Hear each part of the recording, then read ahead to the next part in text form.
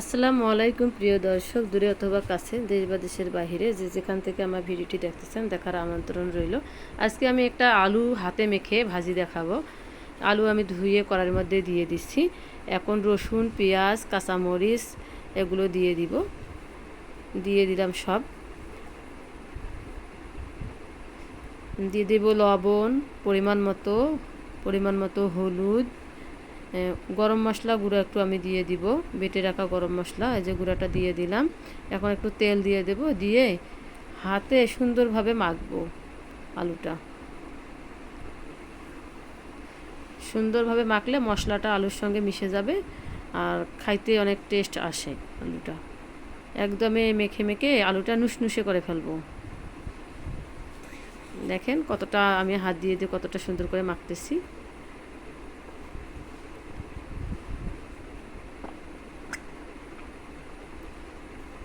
এই পর্যায়ে একটু পানি দিয়ে দিলাম আলুটা সিদ্ধ হওয়ার জন্য। তেল দিয়ে সিদ্ধ হবে, তারপর একটু পানিও দিয়ে দিলাম। দিয়ে চুলাটা চালু করে দিয়ে আমি ঢাকনাটা বন্ধ করে দিলাম কিছুক্ষণের জন্য। কারণ কিছুক্ষণ পর পর উঠাই আমি আলুটা নাড়ানাড়ি করে দেবো। এই দেখেন আমার পানি অল্প আছে, টেনে নিছে। এখন আমি আস্তে আস্তে করে খুরসুন দিয়ে নেড়ে নেড়ে দিব। এভাবেই নাড়বো। আমি নাড়তে থাকি, আপনারা দেখতে থাকেন কীভাবে নাড়তেছি। আবার মনে করেন না যে মাংসের মতো কষাবো, সেটা না। এইরকম করে একটু ওলট পালট করে দিব, আবার ঢাকনাটা বন্ধ করে দিব। আবার কিছুক্ষণ পর এই যে বন্ধ করে দিলাম, এই উঠাই নিছি ঢাকনা। এখন দেখেন আমার আলু থেকে পানি পুরা শুকায় আসছে, একটু খালি তেল তেল ভাব আছে।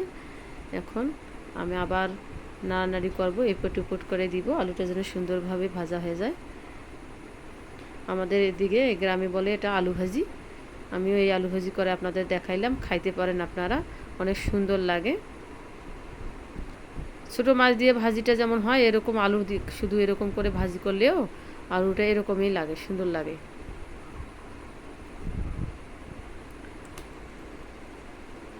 আমি বারবার এপিট ওপিট করে একটু একটু করে দিব, যেন তলানিতে লেগে না যায়। আমার লেগে যায় নাই এখনও।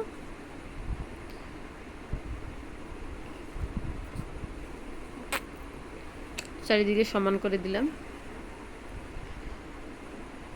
দিয়ে একটু পরে আবার আমি তলানিতে লেগে যাওয়া দেখবো, তলানিতে লেগে যায় কিনা। না, আমার লাগে নাই।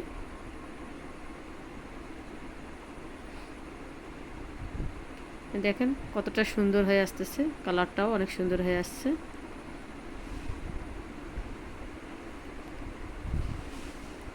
এই তো আমার প্রায় আলুর ভাজিটা হয়ে আসছে, তল থেকে শুকায় আসছে পানি, তেলের মধ্যে শুধু এখন আছে আলু ভাজিটা।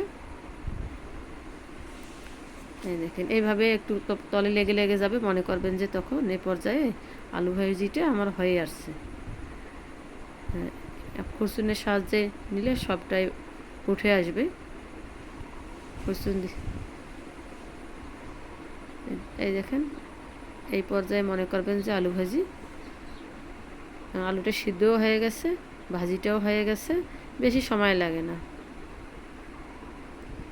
এই দেখেন আমি পরিবেশের জন্য উঠাই নিলাম। আজ এ পর্যন্ত, আল্লাহ হাফেজ।